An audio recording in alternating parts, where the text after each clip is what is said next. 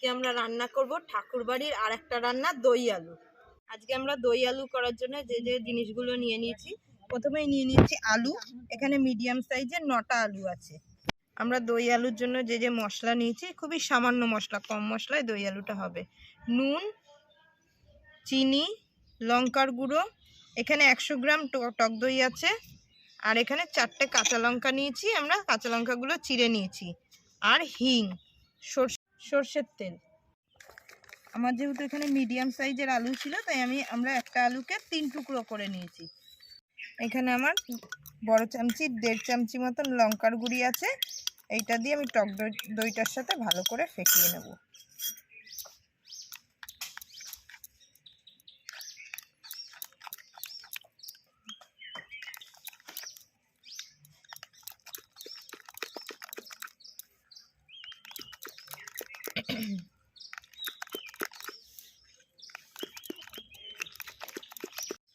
এই দেখুন, আমার টক দই আর লঙ্কাটা ফেটিয়ে এরকম হয়েছে।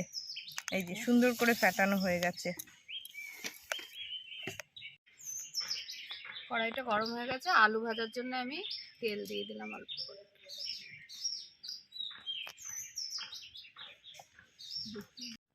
তেলটা গরম হয়ে গেছে, আমি আলুটা ভেজে নেব।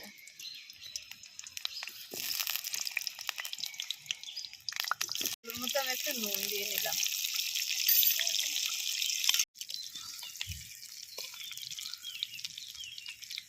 আলুগুলো আমার লাল লাল করে ভাজা হয়ে গেছে, এবার আমি তুলে নেব।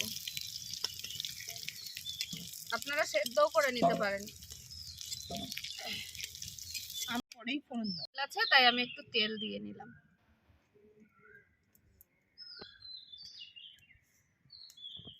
তেলটা যেহেতু গরম আছে, তেলের মধ্যে এই দই আর লঙ্কার মিশ্রণটা দিয়ে দেবো।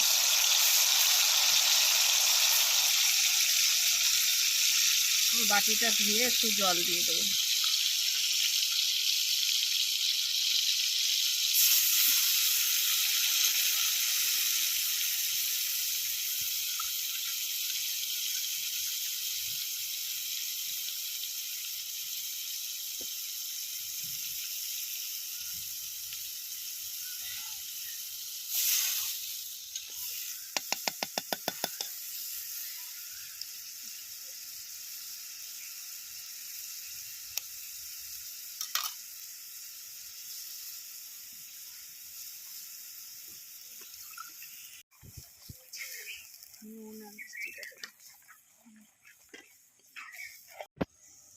এক চামচ নুন দিয়ে দিলাম, 1 চামচ চিনি দিয়ে দিলাম, আর কিছু না। এবার শুধু নাড়বো। এটার মধ্যে আমি আলুটা দিয়ে নেব।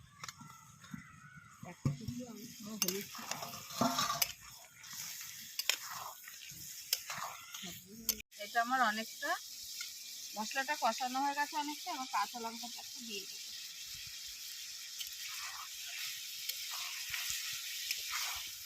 এই দেখুন, এটা হলো এরকম হয়ে এসছে, আমার তেল ছেড়ে দিয়েছে।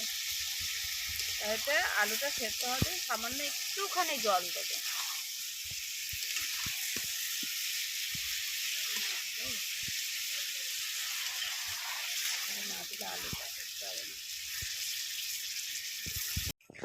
ঝোলটা আমার এরকম হয়েছে, এবার আমি নামিয়ে নেব।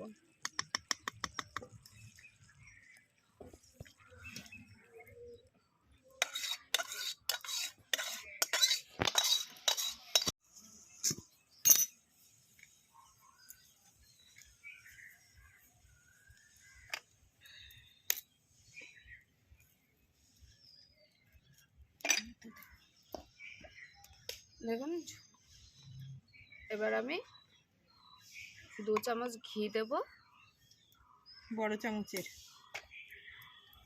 হিংটা কইছো না,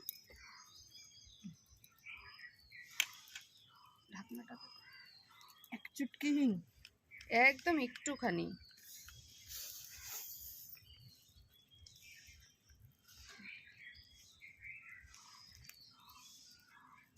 একদম অল্প একটুখানি হিং দেব। ওই হিং আর ঘিয়ের মধ্যে আমি এই ঝোলটা ঢেলে দেবো।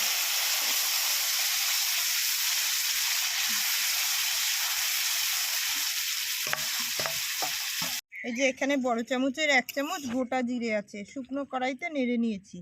এবার এটা আমি বেটে নেব।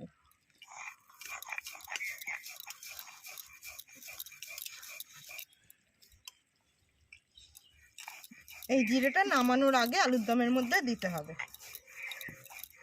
এটার মধ্যে আমি যে ভাজা জিরেটা রেখেছিলাম সেটা দিয়ে দেবো, দিয়ে নামিয়ে দেবো। আমার আলুর দমটা পুরো হয়ে গেছে। আলুর দম না, দই আলু।